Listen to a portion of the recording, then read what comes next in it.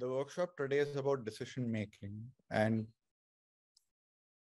consciousness development in general, but more specifically about decision making. Like I said before, I'll be doing a guided meditation a bit later. And before that, we'll talk a bit about decision making in general. So, how many of you are familiar with the three-brained being or the three layers of our brains? No? Okay. Kind of. Okay. So this is something that has been studied in science and spirituality quite a lot, is that we have three layers in our brain. We have the most basic layer, which is our instinctive brain, which is also responsible for our bodily functions, to keep the heart beating, to keep us breathing, all the digestion processes, blood flowing, everything that is happening, that is the instinctive brain. It's also called the reptilian brain. And this brain is the reason it's called the reptilian brain is because it's the most basic part of us. It's responsible for our survival. And also the types of decisions that this brain will make are always yes, no decisions. This is the capacity of this brain is yes, no, on, off. It's the polarized brain, it's the dual brain. So attack, defend, no, it's always in that mode of yes or no. So we can say that this is our most basic brain. The brain that comes above this is the mammalian brain, which is where the emotions come into play. So the reptilian brain is below the emotional level. Then we come to the emotional level, and it's responsible for all our social aspects as well. So our feelings, our connection with people, our connection with the environment, all that is being processed through the mammalian brain. And the decision making here is a bit more complicated. It's not direct, it's more irrational. It's emotional decision making, which probably people are familiar with, can be impulsive, or depending on how much emotions are developed, it can be more mature. But generally, when we are reacting to something that is happening, the impulsive reactions that happen are coming from that part of us. The third level is what is human, which is the brain that humans are known to have, which is not present in animals, which is the neocortex. And that is the rational part of us. That is the one that can think in concepts and logic and make the kinds of connections which only humans are known to make for now. And obviously, the decision making at this level is the most advanced because it can think in concepts. The two brains below this cannot think conceptually. They are more basic. Concepts will include anything that can even become plural, right? Like a house is a concept because you can have two different houses that look completely different, but the human knows that they are both houses. For the animal, the two are completely distinct phenomenon. One house is one thing, the other house is a completely different thing. It's a different space. It cannot conceptualize that they are a house. So this is a part of us that can create concepts, that can understand concepts, think in terms of logic and rationality. Now, what happens for most people is that they get trapped in one of these three brains when they are making decisions, when they are under stress, when depending on how they have grown up, depending on how the culture is, how their family was, how their upbringing was, they get trapped in particular brains in particular situations. So probably in a stressful situation, you're trapped in your instinctive brain. But in a situation where there is anger involved, you go into your mammalian brain. In a situation where there is, I don't know, something else, just random examples I'm giving that can trap you in different parts of your brain. What happens when you're trapped is that the level of your decision will be at the level of the brain only. So if you're trapped in your instinctive brain, you will only be making instinctive decisions such as survival. So you will be in the flight, fight, freeze responses. if you are in your mammalian brain, you will probably be making more impulsive reactions. If you're only in your rational mind, you will make only rational decisions. And I'm specifically emphasizing only because there's a lot of like bias towards the rational mind in our culture. There's a lot of bias saying that emotions are bad and being rational is good, which has a tendency to make people even more rational and to disqualify their emotions. But what happens when you do this is that you are only being rational. You disconnect from the heart, or you disconnect from the emotions. You lose your humanity in a sense. Because in that case, you lose the compassion, you lose the empathy, and you're only making very rational decisions. So the reason for specifying these three is to realize that being trapped in any one of them is a limitation. And what we can achieve through working on ourselves is to reach a place where all three brains are working in harmony. All three brains are communicating with each other, and we are not trapped in one of them, but we can see all of them working together and then make a decision based on all the information available. Does this make sense to everyone? So y'all have any questions? Y'all want to clarify something? Y'all want to add any comments here?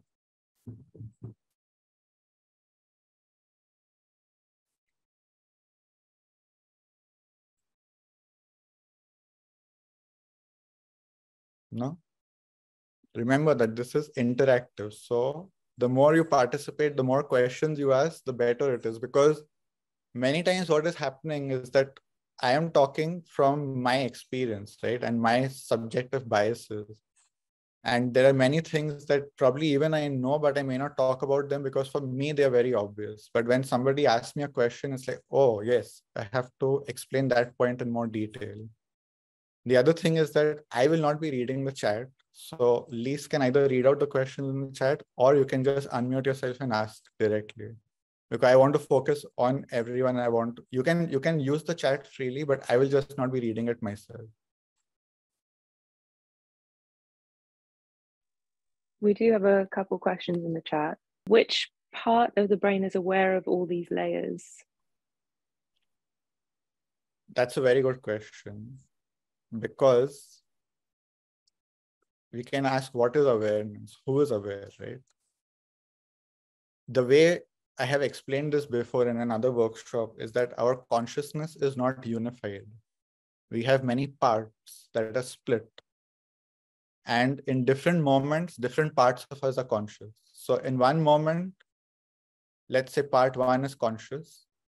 And another moment, part 2 is conscious. Another moment, part 3 is conscious. Each of these parts will only be aware of certain things that are happening within us based on their own biases, based on their own preferences and desires and fears and beliefs. The work of consciousness development, as I see it, experience it, and describe it, is to unify these parts and to have one part that is the chief that can see everything that is going on. I call it the chief because that is what it is called in the system of the fourth way. But you can give it different names. You can say your higher self, whatever you want to call it. But it is basically not something that is readily available. It is not automatically available. It is something that has to be developed through working on yourself, through putting in effort to become aware that right now I am only seeing a part and there is more, and there is more, and there are these other parts of myself, and there are these other parts. So when I keep seeing my parts, I detach from the part and I go and see the part from the outside and realize that I am not only this part. The more I become detached or disidentified from a single part, the better I can see all the parts. But if I am locked into one particular part, I cannot see the other parts because I cannot even see myself completely. I am only this part. Identifying with a particular part takes a lot of energy, and that energy then cannot be used to see all the parts. So that is the importance of disidentifying from a particular part, is that you get more energy to see the different parts of you.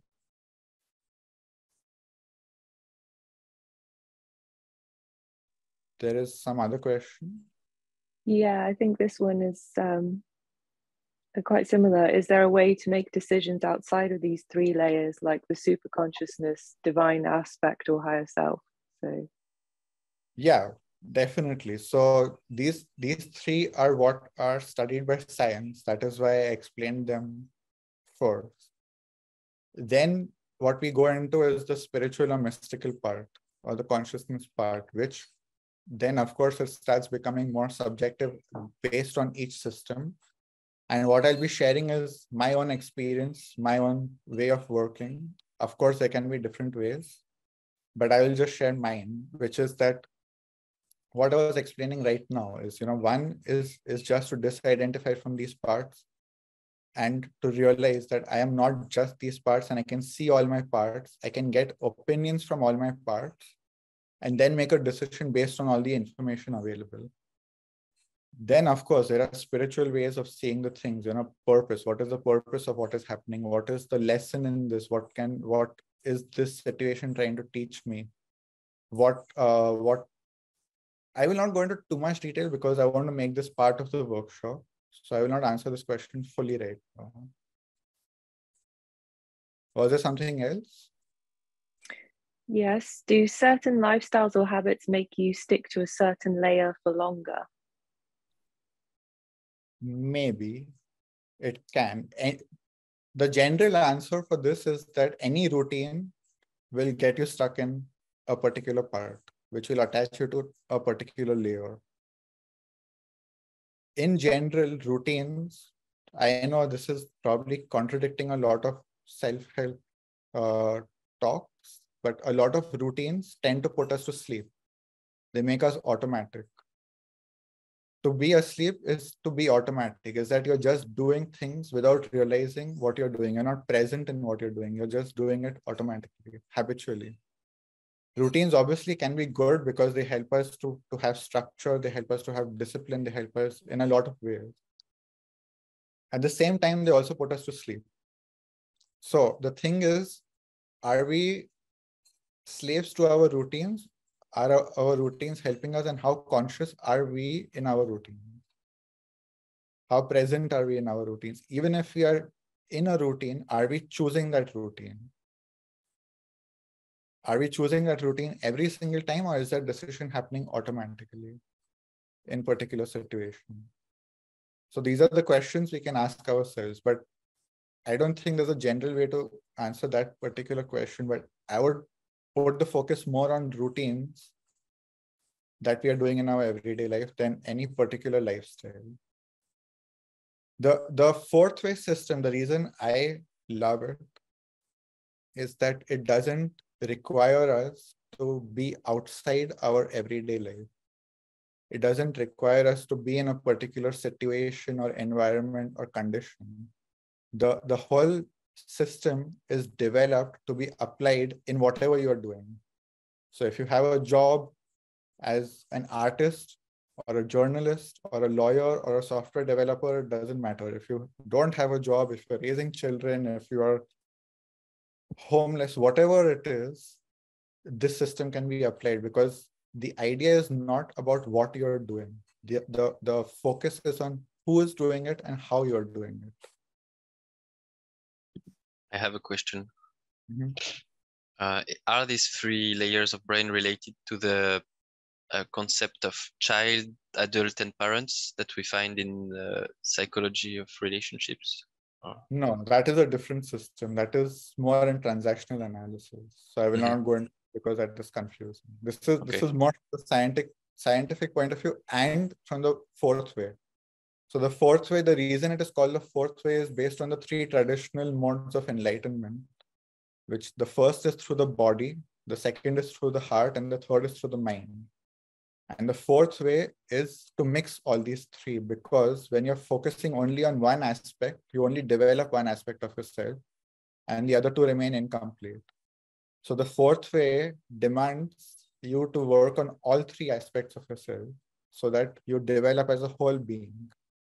You develop all aspects of yourself. So even if it takes more time and you don't reach the highest level of only the mind or the body or the heart, you reach a much higher level in all three of them put together. And the reason that is important is that when all three are working is when consciousness arises. A different type of consciousness arises because different types of information are available from all three brains. All three brains have a very different way of looking at the world and reacting to the world and perceiving the world. So that is why when we develop all three aspects of ourselves, we get a lot more information to make decisions. Whereas if we have only developed our mind and we have a super advanced mind, we can only see the world through our mind. We cannot see it through our heart and our body at the same level. So we will have incomplete information. We will have corrupted information, because if our heart is not developed, for example, the way we will process our emotions will be incomplete, or it will be toxic, or it will be trauma-based. So when you have a highly advanced mind, but you don't have if you have an underdeveloped heart, you will see what is happening in the world today is people who are very narcissistic. They may be very brilliant in their minds, but they cannot connect with people. They cannot have their heart open to people. And that causes its own kinds of problems.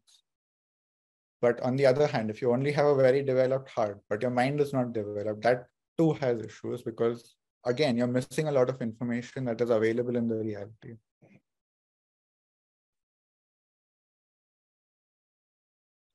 Anyone else has questions?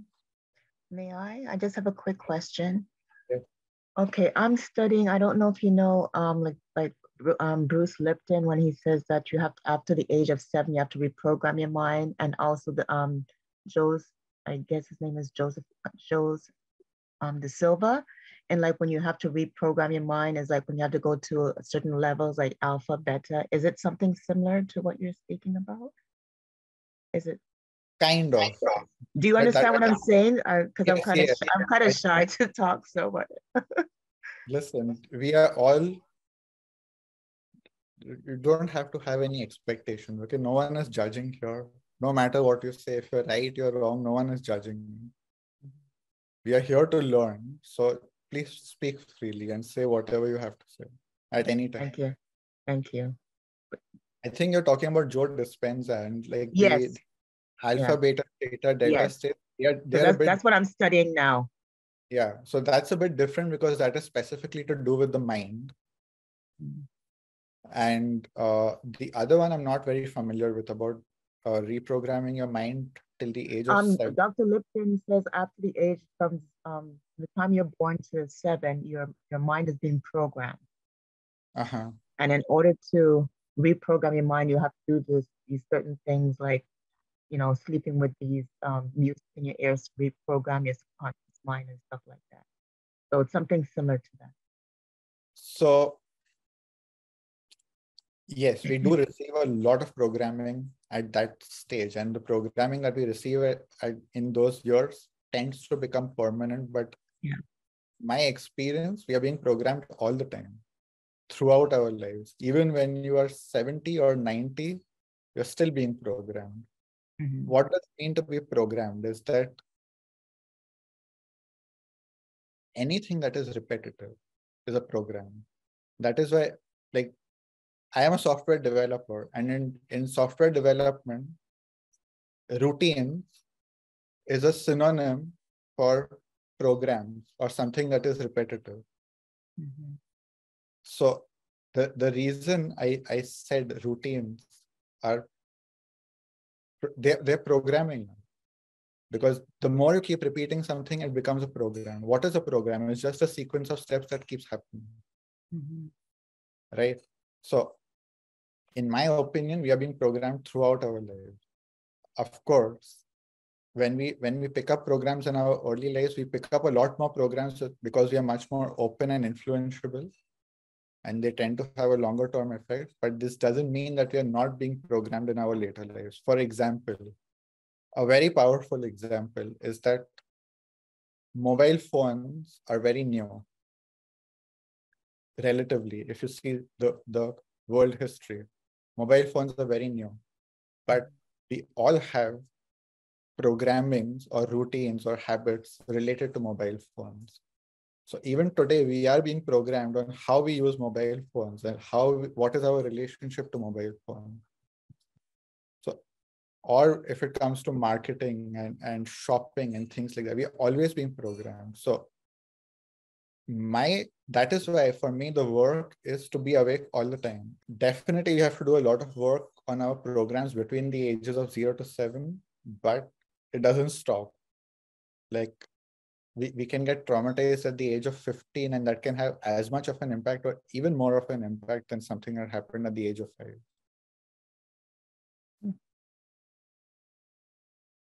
Thank you. Thank you.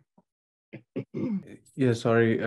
My question would be a little tangent here, but I think it's bugging me, so I'd like to ask. And it might not be good of a question, but like, so during your introduction, you talked about that you went through certain experience, and but my question to you is, like, why do this? Like, why do you want to share? Like, what is that? Like, why, like, if you went through 8.5 years of whatever exercises or things that you did, you are all sorted. Like, why after 8.5 years, like, you want to do workshop and help people up? I am not all sorted. That's why. That's exactly why. Because for me, this work never ends. This work is eternal. It's not even just for me. I believe that there is more life than just this. And for me, it doesn't even stop when you die. It's something that goes on forever. It's something that's constant because there's always things happening. The reality is constantly evolving. You need to keep learning new things. That is one reason. And the second reason for sharing or teaching is that is part of the training. That there are certain things that you can only learn when you start teaching and sharing.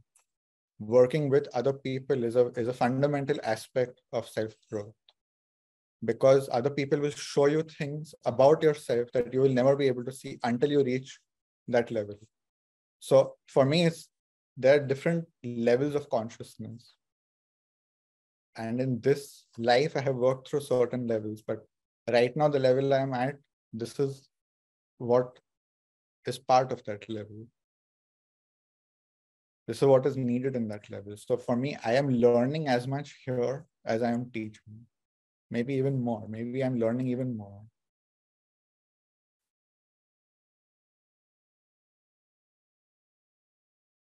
Okay, so should we proceed?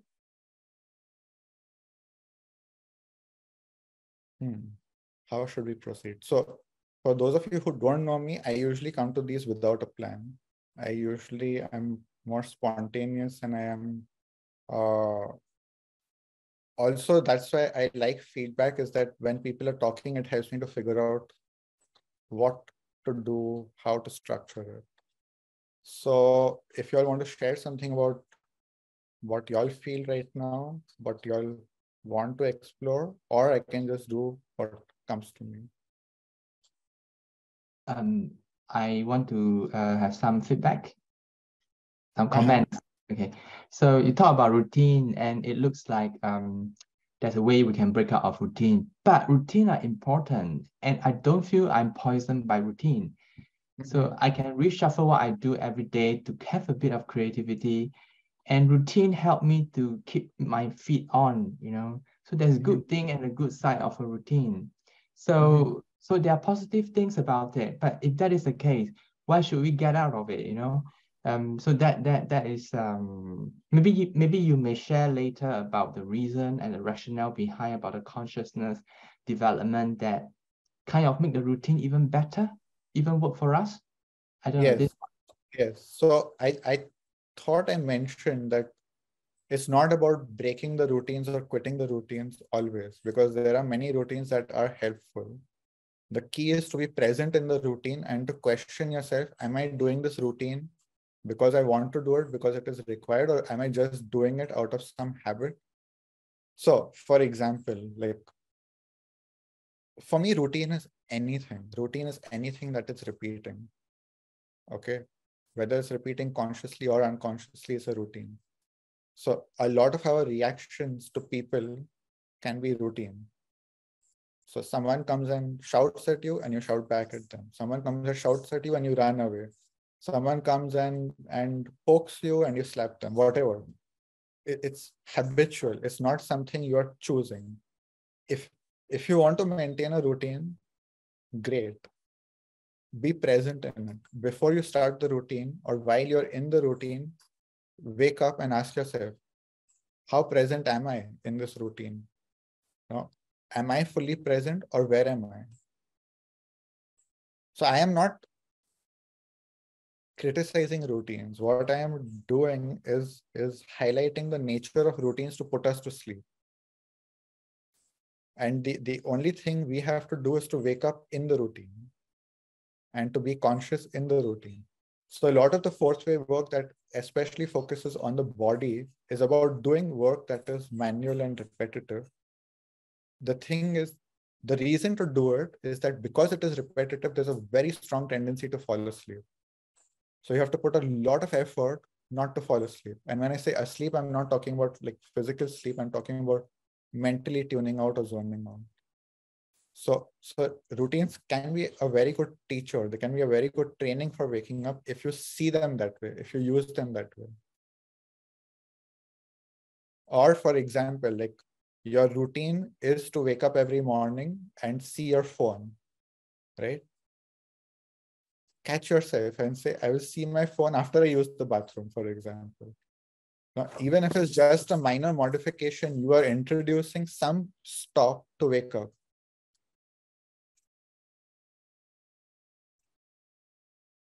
Does that help?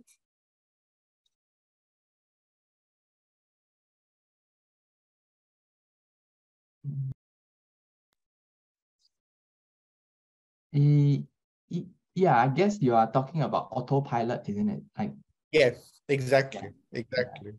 yeah. So, So routines put us in autopilot. The key is not to be on autopilot. That's the perfect word. It's not to be on autopilot. No matter what you're doing. The reason that shocks, like something that is out of our routine, shocks us and wakes us up. But then that shock lasts for a very short time, and then we go back to sleep very quickly. So that's why the fourth way is meant for everyday life. That is why it includes routines in the work. Okay, so I think what we can do now is let's do a meditation, and then we will do a discussion based on what comes up from that. Yeah. So I'll ask everyone to just stay on mute during the meditation, and then whatever questions you'll have, you can ask me after that. Okay, so just put yourself in a comfortable position and close your eyes. And you can start taking slow and deep breaths and feel the air going to the bottom of your belly, holding it for a few seconds and slowly releasing.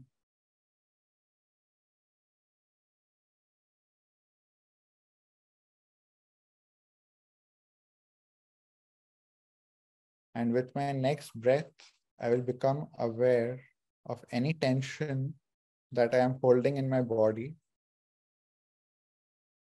And slowly, with each breath, I will release this, slowing down everything, feeling everything, becoming more relaxed and comfortable with each sound that I am listening to.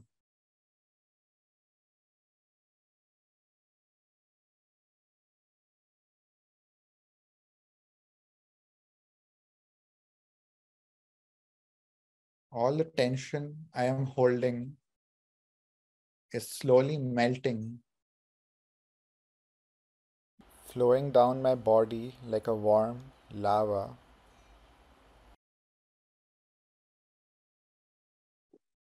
I feel myself becoming more and more relaxed in this warmth.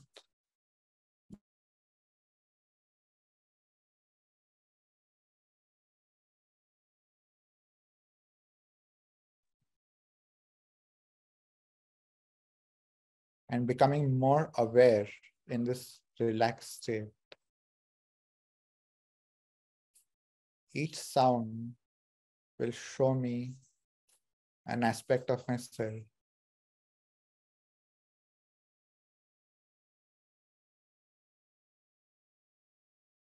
I am connecting with my body, feeling the sensations in my hands, my fingers, my toes,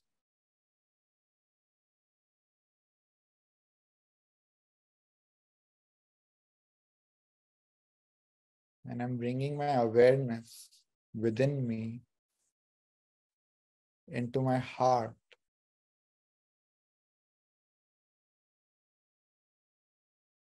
Feeling it becoming even more relaxed and slow.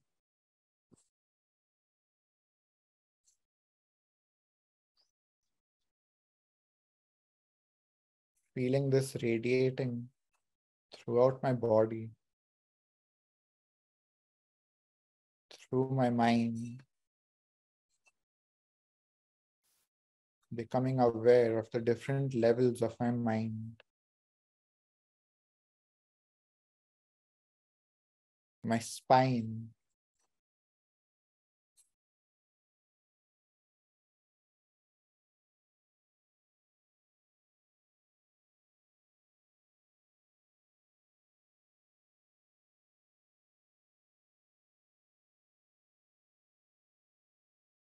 I'm becoming aware of all parts of myself and my voices and asking them to be quiet for some time.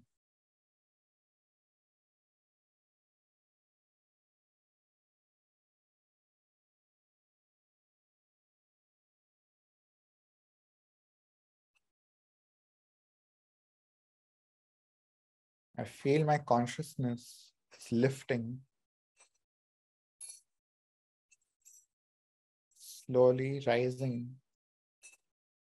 out of my body into space.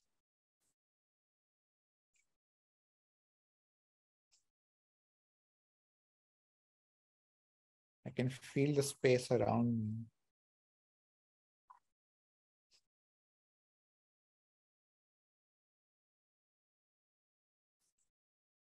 And from this space, I can see myself.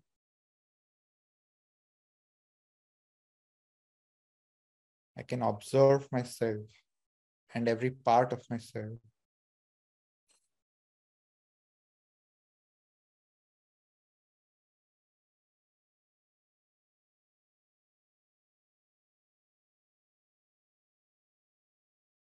And as this observer, I am going to listen to the reactions and responses of my parts in this next phase.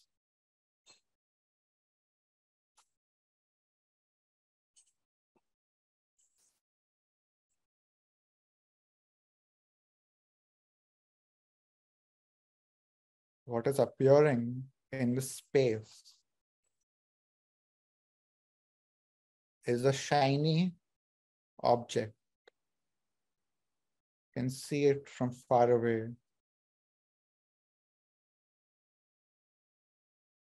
And as it is getting closer, it's shining even brighter. What you see is an egg. And I will watch myself as this egg comes closer to me.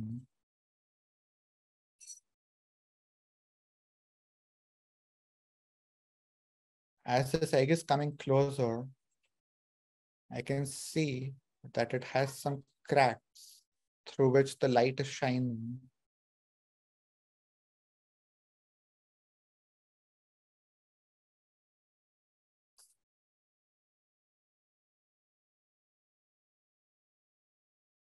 And as this egg comes closer, it is telling me that it holds all the answers to all the questions. All you have to do is look inside.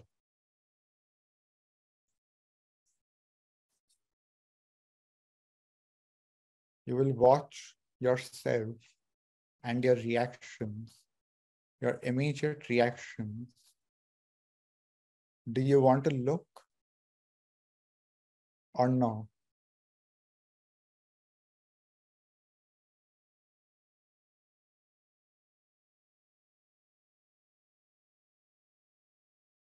Feel, sense, and think about this question.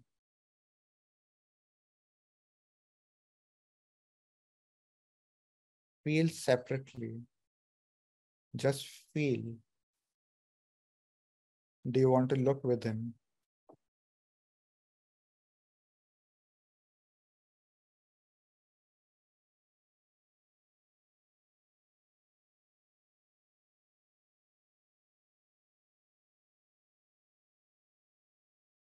Ask your body, does it want to look within?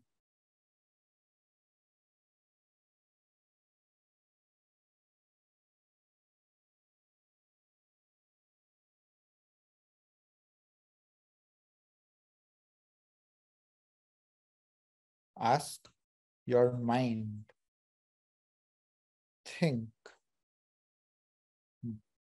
I want to look within? What does it mean to look within?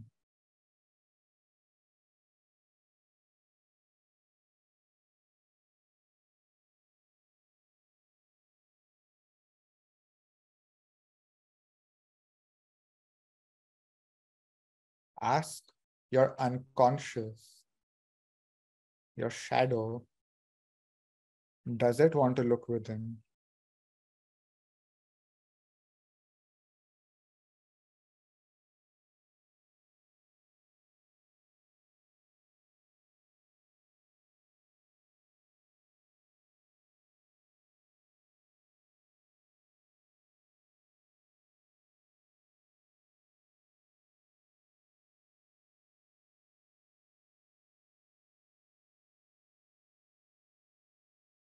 If a part of you cannot answer,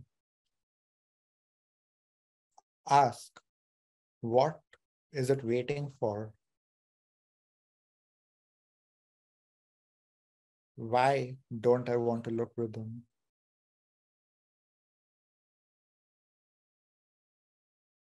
If you want to look within, ask, why do I want to look within?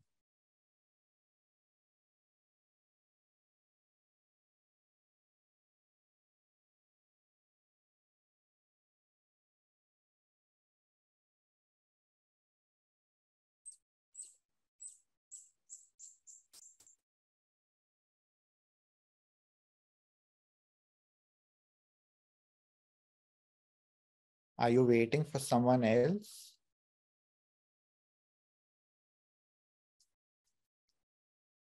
To do it before you?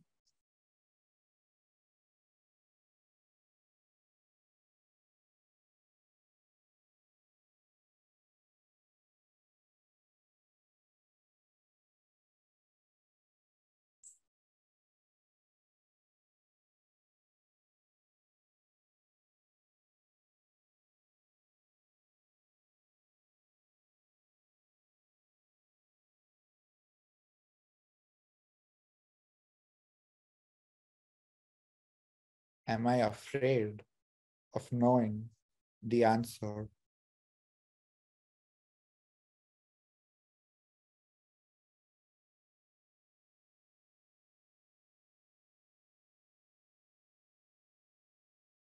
Which question scares me the most?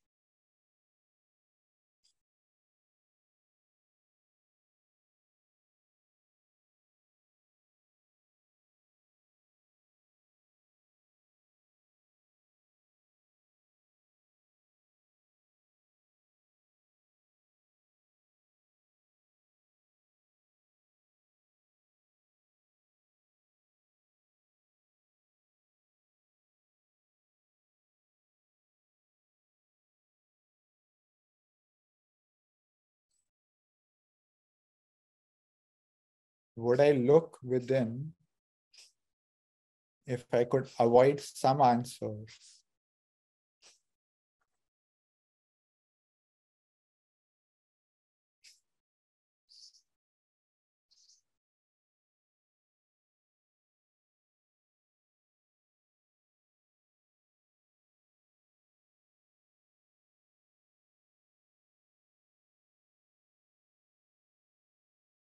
What illusion will die if I look within?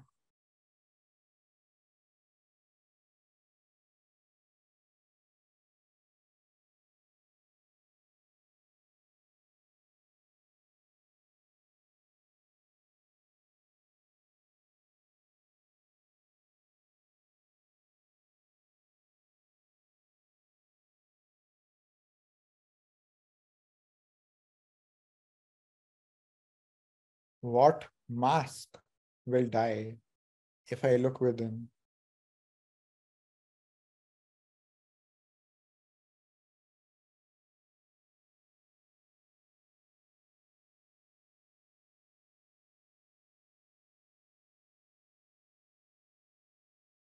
What will others find out about me if they look within?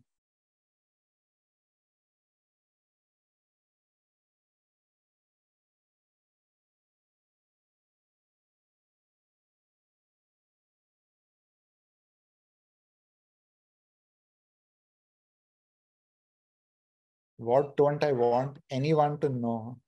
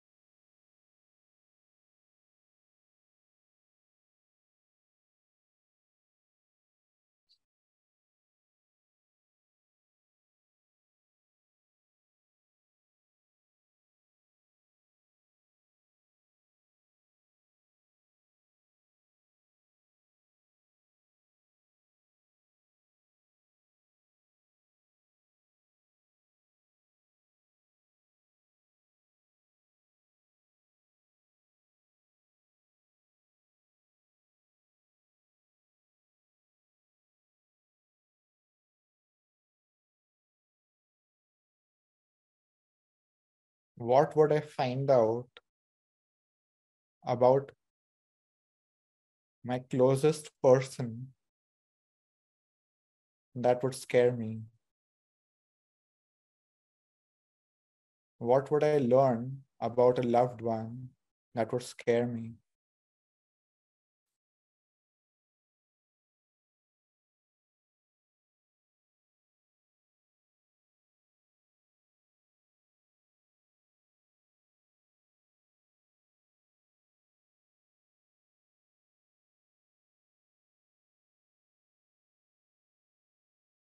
How would my life change if I knew everything?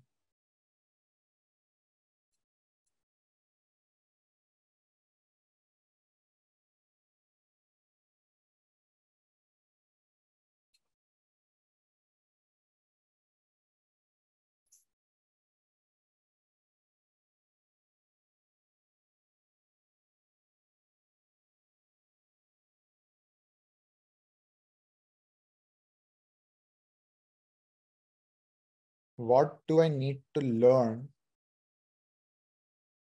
to overcome my current biggest obstacle?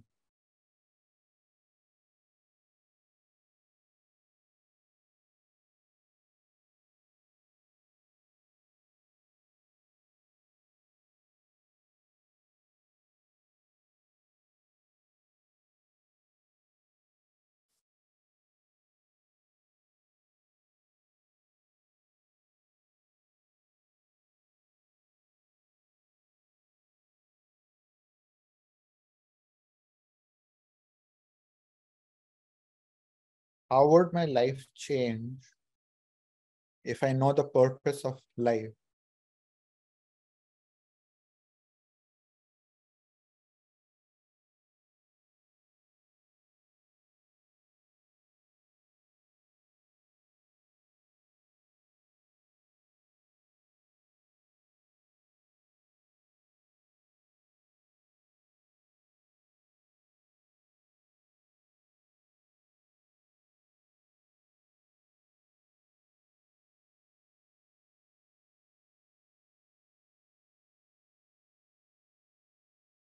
What becomes available to me by not knowing?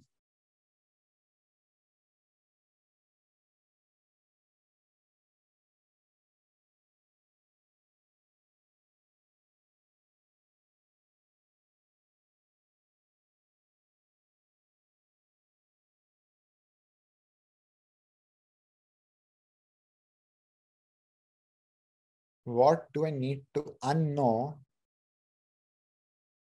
to grow in life?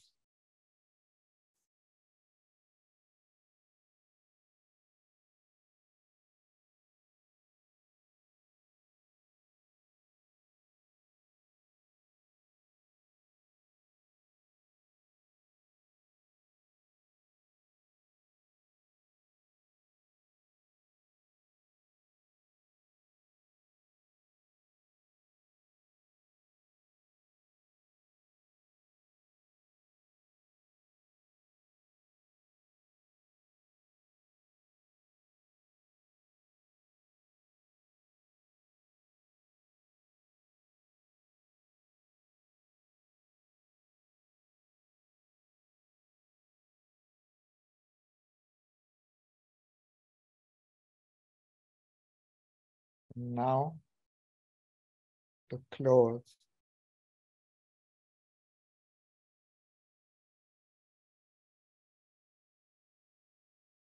if I choose to see, I go into the egg.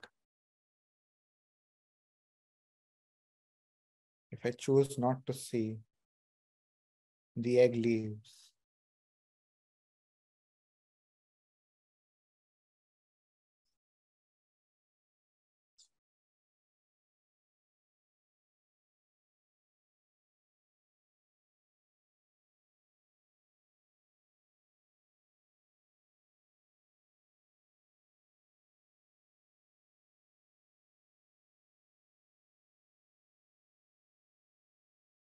What you are ready for will become part of your consciousness.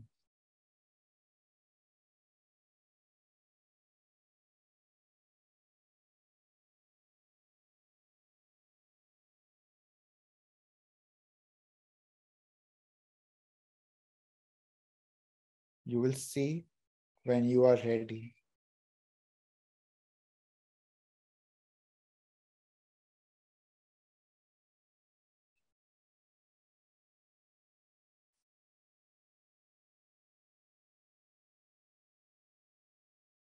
I stay in this for a few minutes.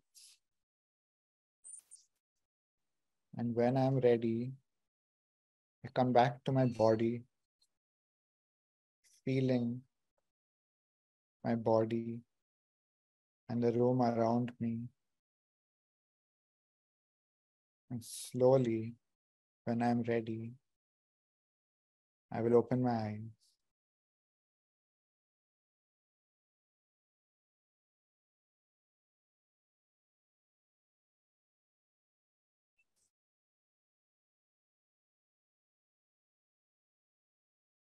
Okay. Who would like to share their experience?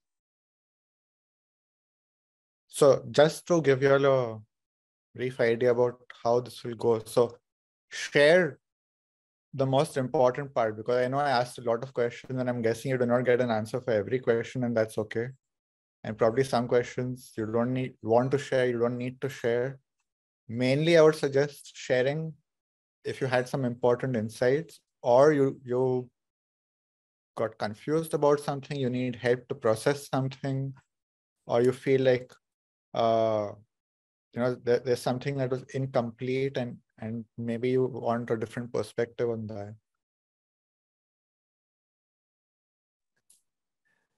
I'll just make a comment though, is what I come away with from that meditation sequence is I think I connect with the vast majority of the questions you asked. Mm-hmm. But if I had to like sum it all up and give you the answer, I feel like you're asking a question and the answer to your question is no. Uh-huh. If that makes any sense, I don't know. Yes, totally. But I want you to elaborate on that. If I am asking the question, so what are the other alternatives? I think the alternative would be I connect completely. Like all the questions you were asking are ones that I'm also having. So what is if you have essentially?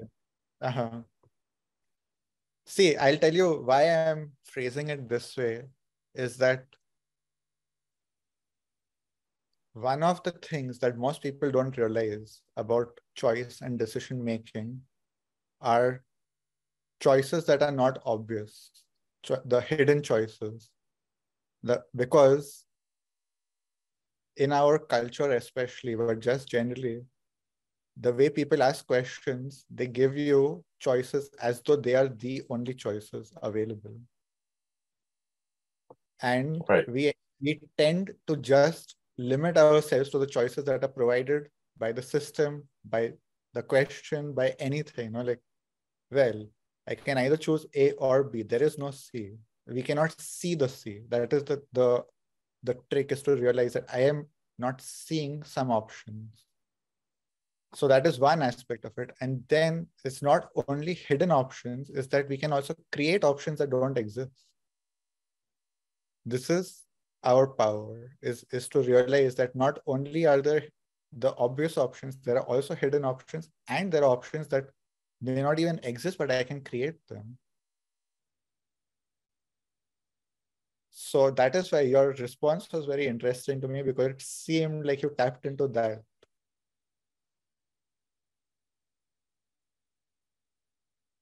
I would say I definitely agree with everything you just said. Yes. Mm-hmm. Is there something you want to share?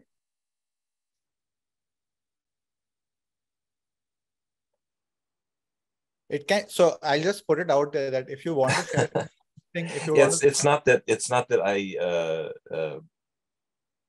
I feel like I've already shared it. If that doesn't, this probably doesn't make a lot of sense. But oh no, it makes complete I feel sense. like I'm asking if you're discussing here, there aren't any words to express it. Okay. Is the issue. And any attempt to do is just tends to create huge amounts of confusion because we're so. But maybe this is highlighting something.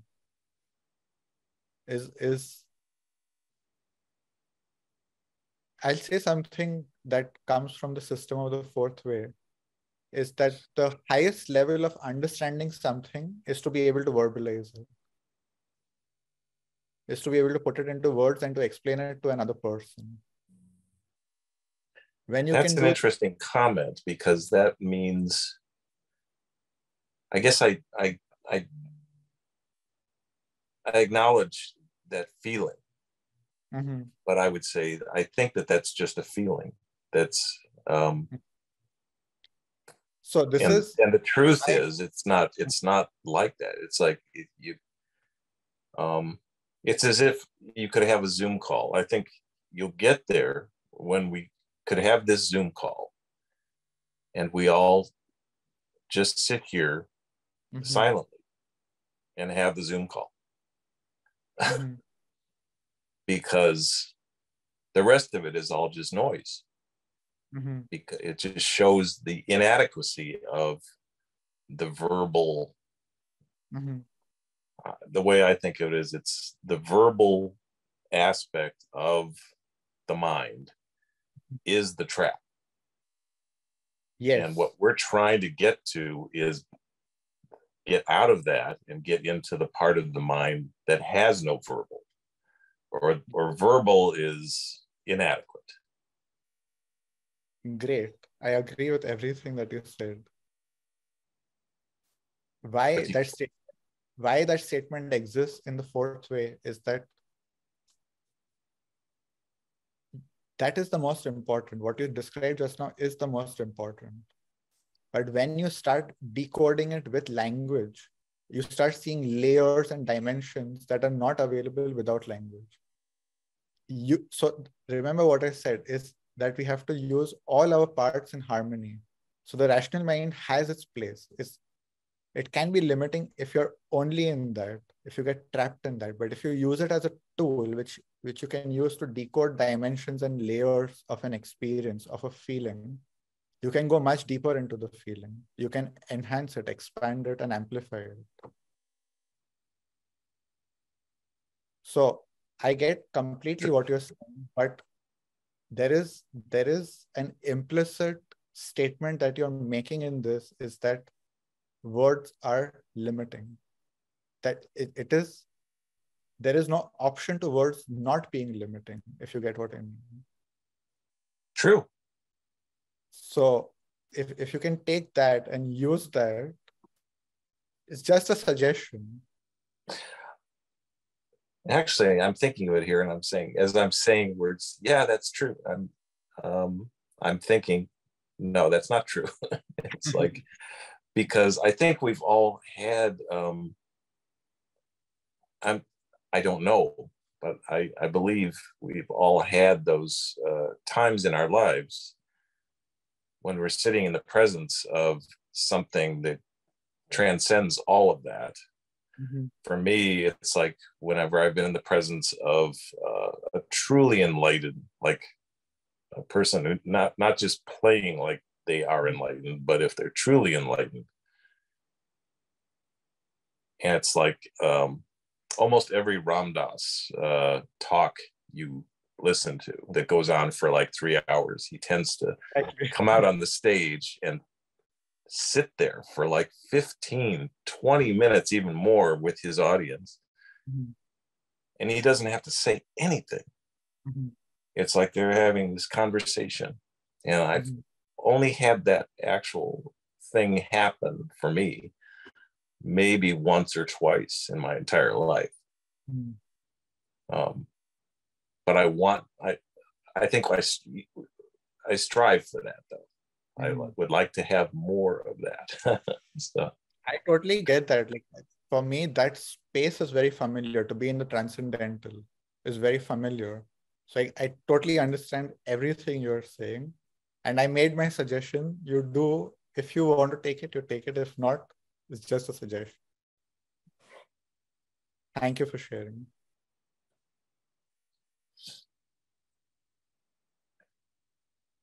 Who's next?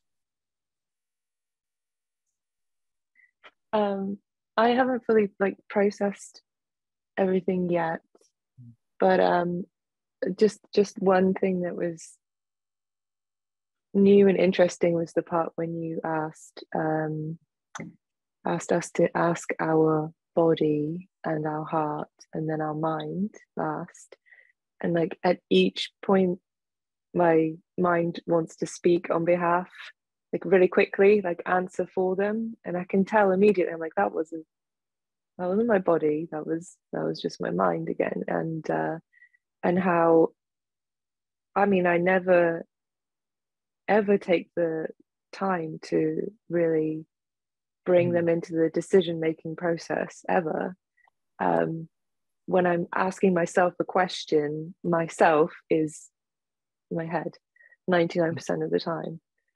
And so that was just really a novel experience, was to take the time to really pause and just to, and it was like, I can tell like my mind was so irritated to give that space up. Like it was just like, what do you do? This isn't, I can speak for them, like it's fine. So yeah, that was just a really interesting moment, I thought, and I'll definitely be looking into that more in future. But as for like all the answers to the question, like I know my answer, and it is still no, 100% no. But I say 100%, there was the feeling part of me was like tempted. The other parts of me said no, but there was the feeling part of me was like, I don't know, I could be swayed, and I was like horrified. But at the same time, I completely understand. So maybe not 100%, but like 80% still no. Why? I don't. It's too high a price to pay. For me, I want the mystery more than I want anything else. I want the mystery. So keeping the mystery alive is more important than knowledge. Yes. Yeah. And it was like, I was sort of caught in a paradox, because there was the curious part of me is the one that wanted to peak. But then I was like, but if we look, then there is no more curiosity. It's the end of curiosity then. So see, the way you're saying it, you're trapping. You're not, there is a hidden option here. Who can see the hidden option here? For me, it was like the mind was telling me, like, maybe he is addressing the question wrong. Like, there will still be a mystery even if I peek inside the egg. How? So no, but like there is always another layer to everything, or like suppose it exposes all the layers. Yeah, but this is what my mind got trapped in. Like but yeah, no, yeah, it's definitely no for me also in that case.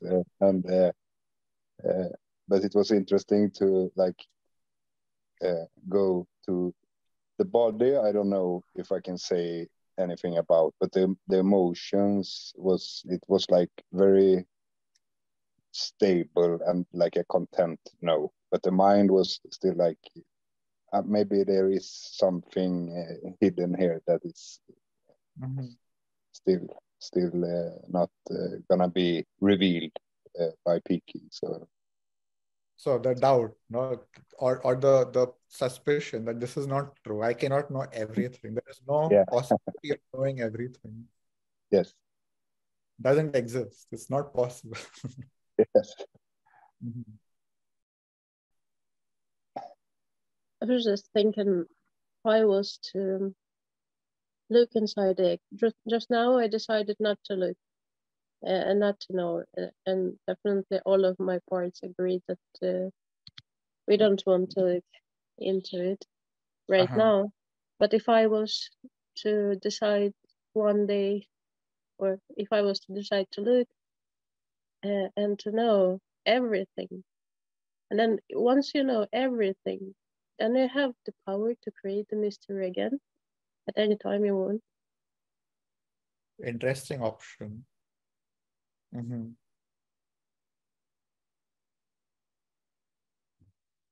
Okay, interesting. So you would like, so you would know everything, and then you would choose to forget something to bring the mystery back. You know, I think that's what I'm doing. Sometimes it feels like I'm remembering things, and that I actually knew that, but I for some reason decided to forget. Yes.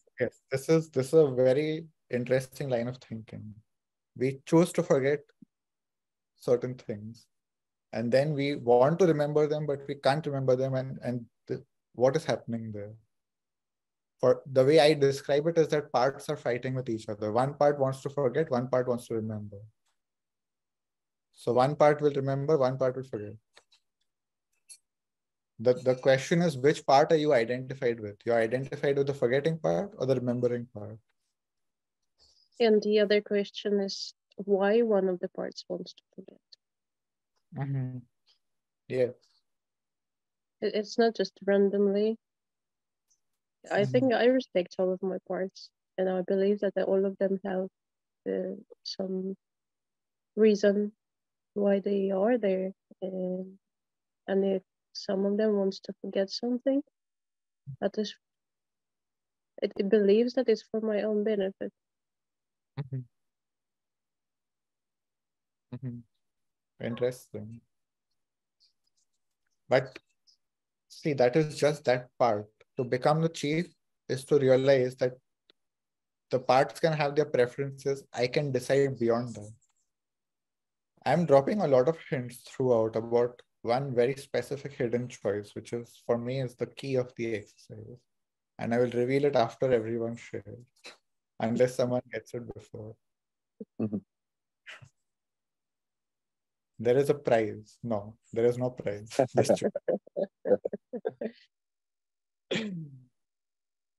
Who wants to go next? I find that it is more interesting that we don't know everything. If not, life would be quite boring, right? We have something to work on. So they say ignorant is bliss. So there is certain truth in that statement. Yeah. I mean, the whole key to me is trust the process, which is not easy. It requires a lot of cultivation of the mind to really have that faith. Yeah. So interesting. So one more question we can put out there is, is there an all-knowing being that we are trusting, that knows everything, that is coordinating everything? And is that what is our faith?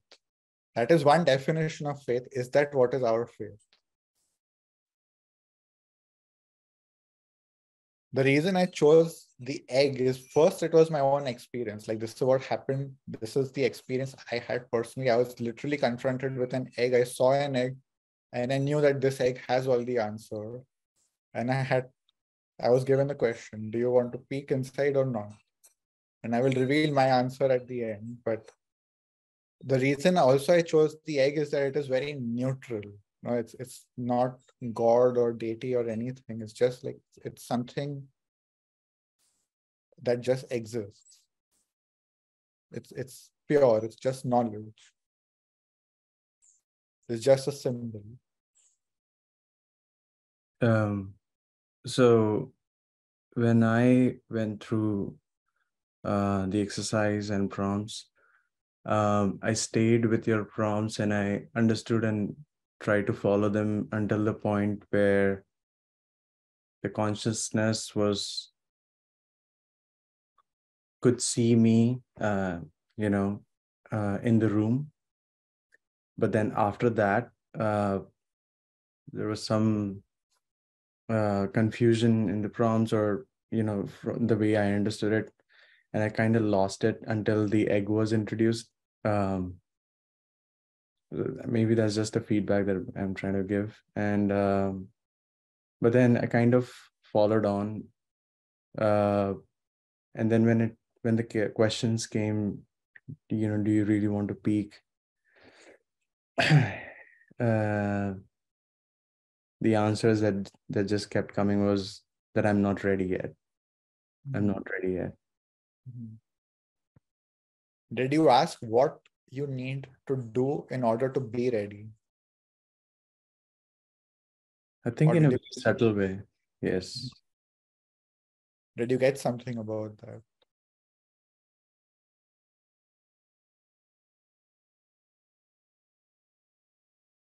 It was more around, being aware of the patterns and getting better at it. Like the the routines and habits that I have found, and I have not really mastered them. But yeah, I don't think I understand it completely yet. Okay. Okay. And was there any particular question that brought something up, or you feel you want to share?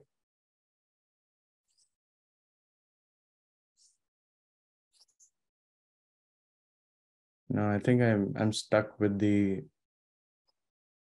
I don't want to say thought, but I'm stuck with that decision where I was not ready yet. Yeah. So, okay. When you got that, you just not ignored, but you were not able to do the rest of the exercise? I was able to, like I when you said, ask your heart, ask your body, ask your mind. The answers were pretty simple, and they were very stubborn too at the same time. Just not there yet. I don't know whether it makes sense. Okay. Okay. Thank you.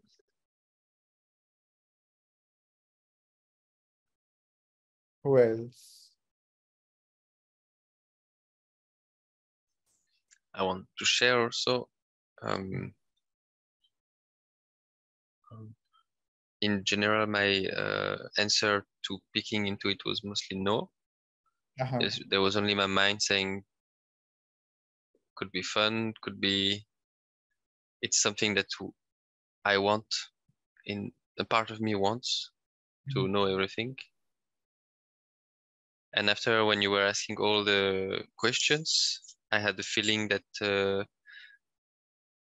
piece of everything to know was going out of the egg with your question. Like, is there something that you don't want to know about your loved one, for example? And then I was seeing kind of the pattern, how in my life, I don't want to see some things, and why I don't want to see some things, and which game I'm playing to keep, like, stay happy or stay healthy in a relationships. Or I don't know. I don't say I saw all the solutions to these questions, but it made me think about this, or gave me kind of a haha, like, yes, this is important to give attention at least. So go deeper with later on. Like, yeah, that's just the thing I'll put out there, is that the meditation was relatively short. I have recorded it and I will publish it. So if you'll want, you can do it again. But my recommendation would be to go deeper with whatever has come up and explore it. Take time with it. Yeah, the question also, what you don't want, what's the thing you don't want others to see in yourself that you don't want anyone to know about? This is very interesting question. So yeah, because others may be looking into the egg and they will see everything. Yeah, but for now, no one is looking into it, so I'm right, safe. only in this group. Only for the people who have spoken till now. We don't know. There's still some people remain. Yeah. So what was interesting, what you said before, is like, the other way of saying it is like, what am I ignoring about my partner or my loved one to keep the relationship healthy, like ignoring it, disqualifying it just to keep the peace. Even though it is bothering me underneath, but I'm choosing not to see it. I'm choosing to ignore it. So what is the difference? Why I'm emphasizing that point is that there is a difference in ignoring and disqualifying something that is annoying you, and seeing it and accepting it for what it is, consciously. In both the cases, the behavior will continue. But the difference is that I acknowledge it, I accept it, and I see it. I trust in myself that I have the power to accept this too. I can allow my partner to be human and to have this behavior and let it go. I don't need to ignore, disqualify, obsess. I can just allow.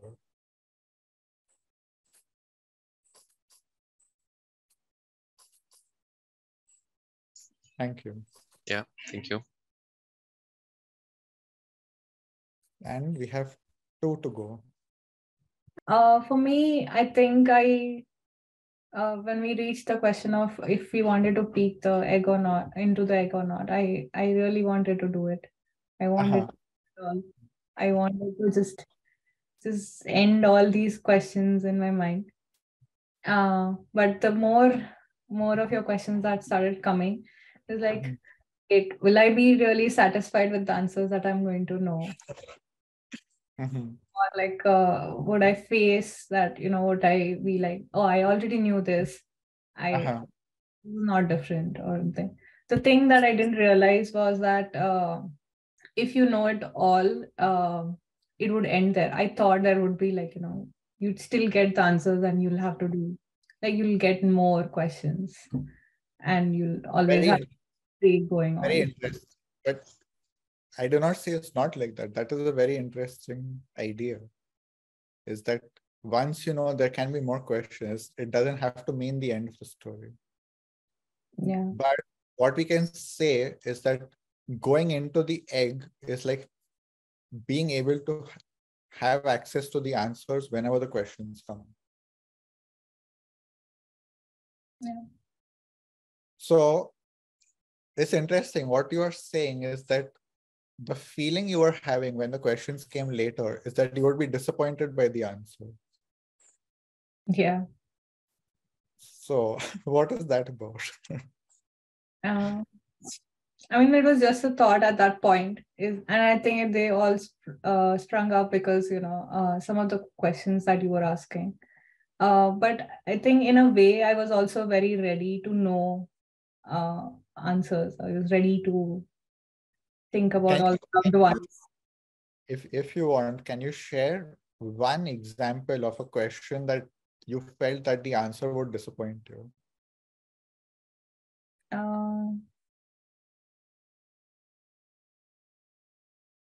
I guess if somebody was, looking into me or reading about me, I don't know what exactly would come out as an answer for them about me, but like if their perception about me would like be disappointing to me.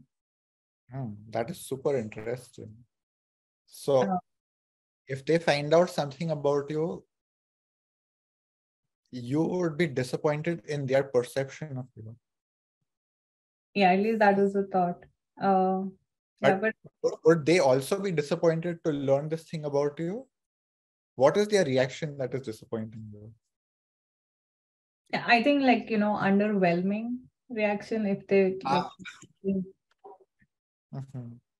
So they are underwhelmed by learning this thing about you. Yeah. Do you want to share what is this thing or no? Yeah, but it's like some of the thoughts that came when I was thinking about it. Yeah. Yeah, and then. But you know what is interesting? There is a concept in psychology called projection. I don't know if you're aware of this. No. Projection is where we put our thoughts, beliefs, and feelings onto other people. So especially when you're doing exercises like this, if you imagine someone else, whatever they are saying, it is likely what you are thinking about yourself, or one part of you feels or thinks about yourself. So what you can do is to see it from that point of view, is that which part of you is underwhelmed by this information. Thanks. I'll definitely think about that. Yeah. You're going to say something else? Oh, no, that's all. Okay. Thank you. I feel like the oddball here because I demolished the egg. Because you demolished the Amazing. Hidden choice. As soon as you said the egg, like, can you peek it? And then you started with the body and stuff. I said, oh no. But that is a very interesting hidden choice.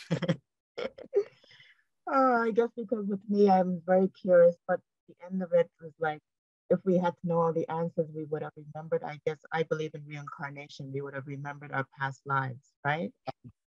So, and we don't to some degree. So how does it, why does it matter what, in regards to what we don't know?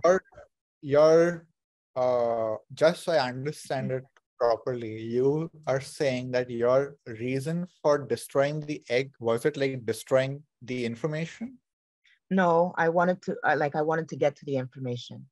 So you wanted to peak, but with that much intensity that you want to break it. Okay. I just ran. Okay. Like... Okay, so you're super eager. I said, the cracks are not enough. You have to break it apart. Okay, very interesting. So you want to learn more about your past lives? I do. That's interesting. Have you done any research into it or any kind of exercises? I do. I have research and stuff like that. And because the fact is that the reason why things are happening is because of certain past lives, right? And I guess it gives me some type of justification why things has happened in my life. So, it brings certainty. Because I think too in terms of, I don't know why why people would commit suicide. I think. Sorry, you're dimming out once in a while. Just the last. Because if someone goes through some trauma, I think they would like to know the reason why, right? Yeah. Well, the work that I do is very focused on this, is basically going to the roots, the sources of why certain patterns and behaviors are repeating in our lives. Yeah. So I do it in several ways. One is like either taking people through guided meditations or something like that.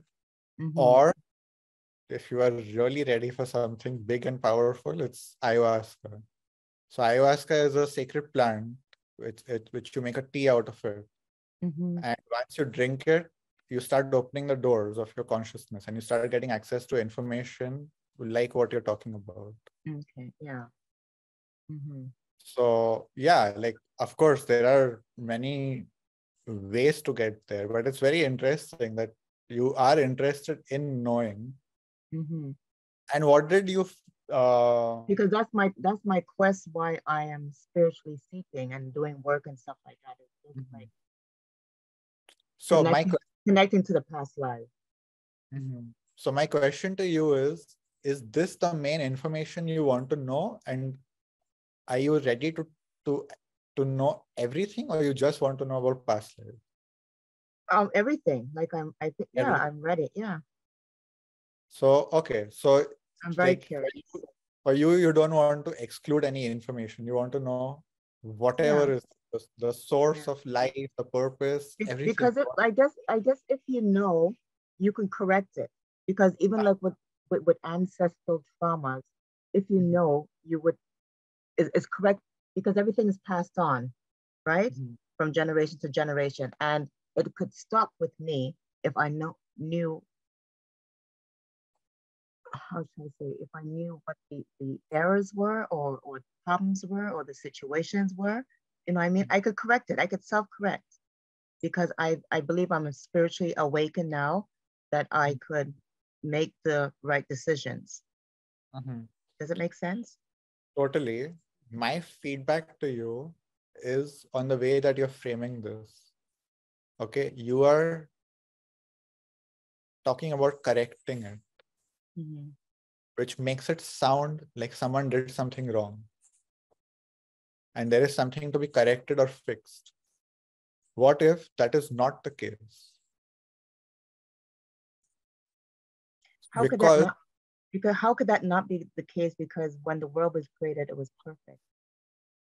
But so this is your assumption. What if you discover through the egg that the world was not perfect from the beginning? Do you get what I'm saying? Like, so my suggestion, why am I saying this, is that because healing is not always about correcting and fixing things. Okay. Sometimes it is about accepting things. Mm. And maybe what particular thing that is at the source may not be about fixing anything or correcting anything or changing anything at all. That's interesting. But if you just go from this perspective and you're looking for something to correct and there is nothing to correct, you will be stuck in a loop that goes on forever. Mm-hmm. So it's just to widen your mind and say, what if there is something more? What if there is something different?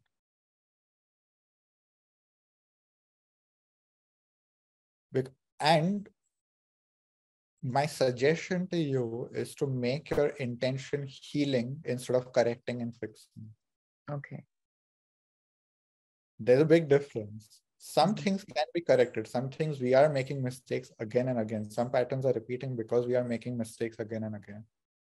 Is it to merge with everything? Like merge with the shadow, merge with your past, merge with your karma? Is it to merge? What do you mean by merging?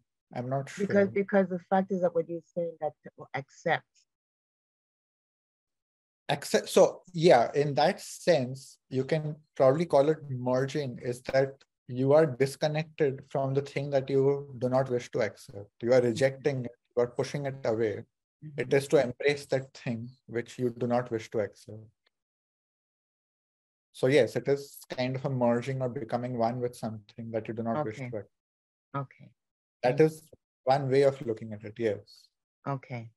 But many times it can come up in ancestral chains that there was really nothing, no one at fault. It was nothing about guilt or blame. That is just one way of looking at the world. So I was going to talk about this anyways towards the end. I am going to be launching a course soon, which is, the title of the course is Empowering Yourself and Others. And I'll, Lise, if you can just drop a link to that in the chat. But one of the modules in that course is called Spheres of Perception. And one of the spheres of perception is guilt. And the reason I call it a sphere of perception is that when you're inside this sphere, you will be looking at the world through the eyes of guilt. And what are the eyes of guilt? The eyes of guilt are blame. Blame, responsibility, fixing, correcting, all of this for me belongs to the sphere of guilt. The eyes of guilt. So what happens if you move out of the sphere and you start looking at the world from different eyes? Maybe there is no one to blame. Because, and of course, like I will be explaining this in much more detail in the course, but like a lot of the times we are blaming someone as a persecutor, but without realizing that they themselves were helpless. They themselves were just acting out of compulsion or unconscious. And there was no one actually to blame. It's just something that is enacting, a drama that is enacting without conscious intention. So the way of healing it is not fixing something. Maybe it's about awareness. Maybe it's about consciousness. Maybe it's about growth, acceptance. There are so many facets to healing. Mm-hmm. Because in regards to what you're saying, like healing, how can you accept if someone had a better life than you? This is basically what the course is about, unfairness and, you know. Okay. Like, how do you accept someone? So this is exactly what I mean, is your assumption, your underlying base assumption is that the world was perfect at one point of time and it will become perfect at one point of time. And maybe accepting that that is not true is part of the healing.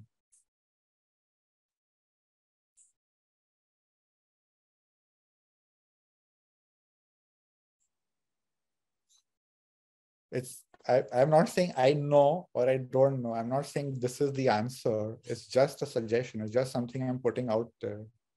Because one more thing, like which will be discussed more in depth in the course, is that one of the ways that we cause ourselves suffering is by creating beliefs which are causing our own suffering.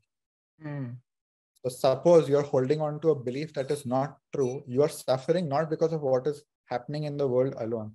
You're not only suffering because of what is happening in the world, you're suffering because of that and because of your belief that is constantly being challenged. So I cannot go into too much detail because it's a very vast topic, but I think you have enough to explore on your own, at least for now.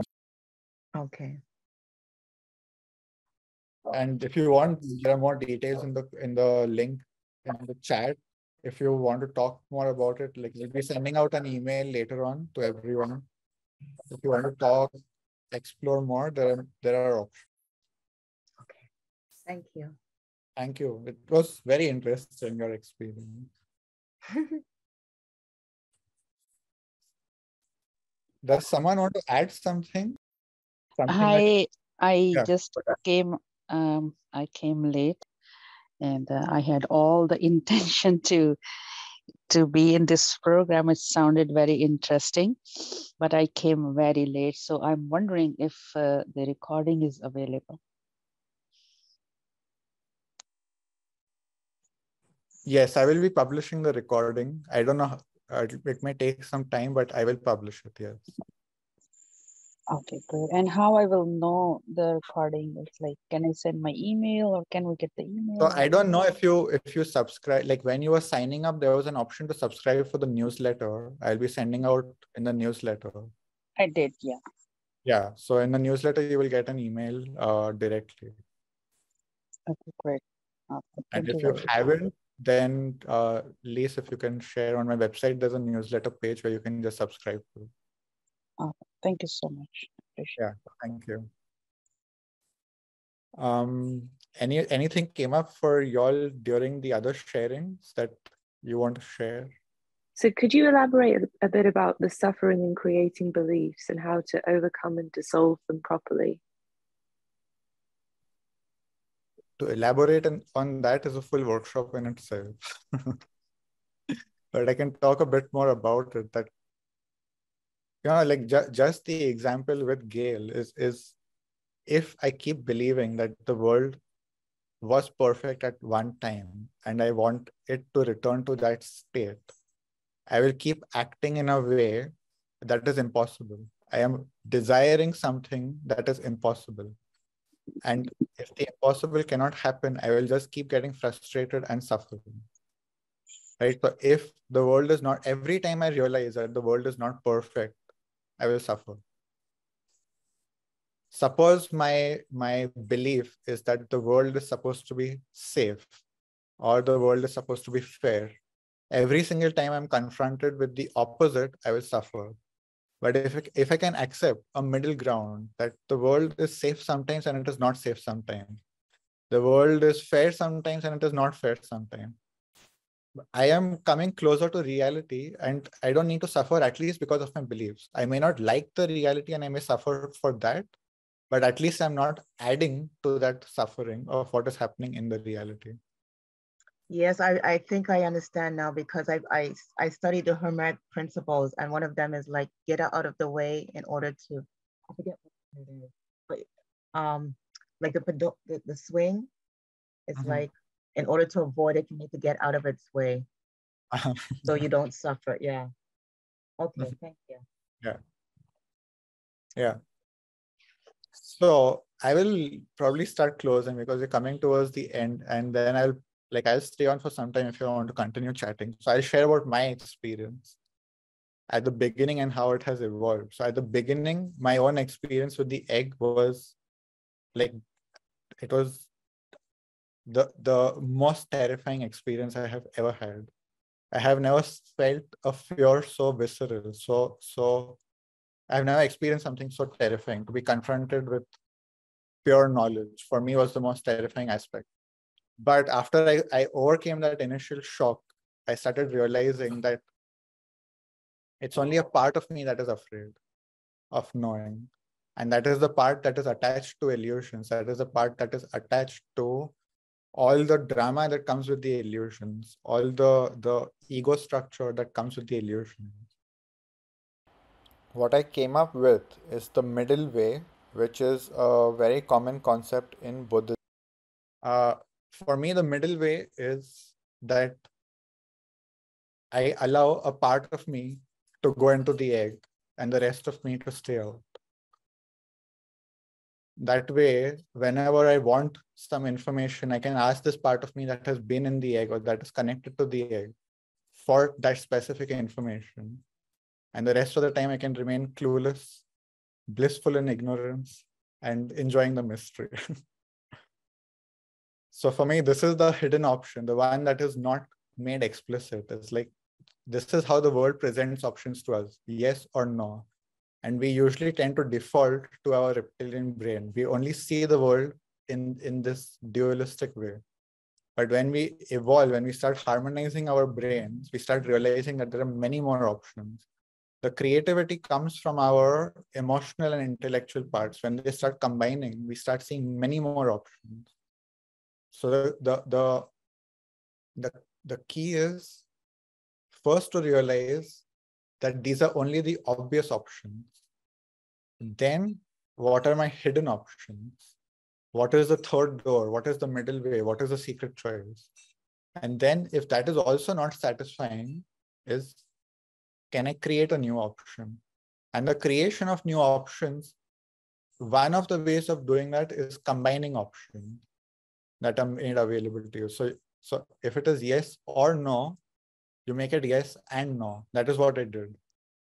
Is I will see and I will not see. A part of me will see and a part of me will not see. So this is to use your creativity. This is to use your power, is to get out of the default mode and to expand, to see what more is available. But I think in general, like throughout the workshop, what I'm hoping you all got is that to connect with more parts of yourself when you're making decisions, not just to go with the first response, not just to go with the first result, but to connect with your different parts and ask what each part wants and then make an informed decision with all the information available. Because if you just go with the response of one part, you may actually end up disappointing the other parts, and you may end up creating a fight within yourself. Your other parts, which are unhappy with this choice, will start rebelling. And suddenly you realize you've got a mutiny going on within yourself. So for me, healthy decision-making is when you involve all the parts in the decision-making and then take whatever decision you have to, explaining to the parts why you're making this decision. So it is not that I just made an impulsive decision and disregarded the opinions of all my other parts. I considered everything and I'm choosing to go in this way for these reasons. So that also leads to a healthier inner state, is because your inner parts are understanding, okay, well, I may not like the answer, but I understand why it has to be done. Is to give consideration to the parts and at least listen to them and say, I hear you, and this is the reason why we cannot do this right now. As opposed to just like, an authoritarian, I don't want to listen to you, I ignore you, I disqualify you.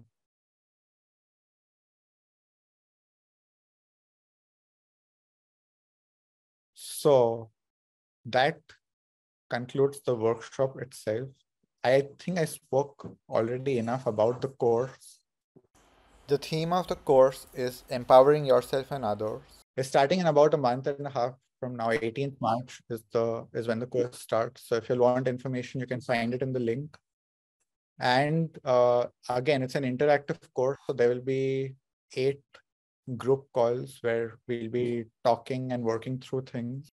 But there, obviously, it'll go into a lot more detail of working on specific situations and specific beliefs and traumas and things like that. So yeah, if you all have any questions, if you have any feedback about the workshop today, please, I leave it open now. And thank you very much for participating, for joining, for sharing. I really enjoyed it, and I hope to see you again. If you stuck around till now, I'm guessing you liked it. Thank you for the workshop. And I want to ask, what is the place of intuition in decision making? Is it just like, for example, one part, an emotional part, or is there really like some people, they say that the decision they make through intuition is sometimes the right one, that they don't have to go through the mind or through everything else to take the right decision? It's very tricky because the intuition can be tricked. It can be deceiving. It can be something that misleads or hijacked. So for me, like, I use my intuition a lot, but not blindly. Like, even if I'm just going by intuition, I will be awake to that I am walking into the unknown, and I need to be awake that I am in the unknown. No? So it's to maintain that awareness that I'm walking into the unknown. Okay. But for me, intuition is what is connected to the egg. It is something that knows. But the thing is that there can be a lot of filters between the intuition and ourselves that corrupt the information till it arrives to our consciousness.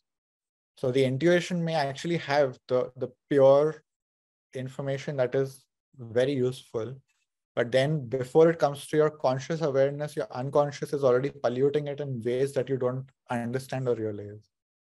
So that's why for me, it is something that is just to pay attention. Like, what are my biases in this intuition? Is something corrupting it or influencing it? And obviously, like, the more you work on yourself, the more you work on healing yourself and your channels, your intuition becomes stronger and stronger, and there's lesser corruption of data. Yeah. But talking in computer terms, it's like we have a lot of viruses inside that keep infecting the data. Mm-hmm. Yeah. Yeah. Good Okay. question. Thank you. Do you, I wanted to also, so, continuing with the thought about basically when my mind starts to decode and the information is going through different layers, and me having the awareness to actually consult each and every layer before I even make a decision, like that state itself is a state where you have kind of worked on yourself to a degree where you can maintain that awareness. Yes. But what if you're what if you're in a very primal state where the information comes and you're just impulsively making decision immediately without even like having the time? Yeah. This is the work. This is exactly the work. What you're describing is exactly what work you need to do. Is to, in that moment when you're making the impulsive decision, is to catch yourself and realize, I have to stop now and pause and step back. And that happens with training, with the right kind of guidance. You can definitely change that behavior. Yeah. But like, if you have not done any training, it's very likely that it just keeps repeating. Yeah. Like for years and years. Yeah. Lifetimes, not just years. If you believe in the afterlife, it's for lifetime. So yeah, it's but the good news, so to speak, is to realize that it doesn't have to be forever. You can change that. Thank you. Thank you. Is there anything else you want to add, share, ask, or should we close it here? Actually, one more thing about that. Do you think there can be like mental laziness into changing the patterns? at times? Laziness can be a symptom of a lot of underlying things. You can call it mental laziness, but if you just try to deal with it as laziness, you are not dealing with the real problem. You have to understand why you are being lazy. A lot of times, laziness is driven by fear, is driven by trauma. So if you just work on the laziness, you'll most likely keep failing because what is driving the laziness is not being healed, is not being changed. So, but if you work on the underlying source, you will heal all the symptoms. Laziness is just one symptom of whatever is underneath. Probably there are 10 other symptoms which you're not even focusing on or not even realizing, which will automatically heal once the roots are healed. It's like a mango tree. If there is a bad mango or a bad branch and you just cut the branch or cut that mango, if you're just changing that, the infection in the roots will keep infecting all the mangoes. So the idea is to heal the root so that the mangoes automatically don't need any work. Yeah. Cool. Thank you. Okay, so should we close? Well, thank you very much for joining.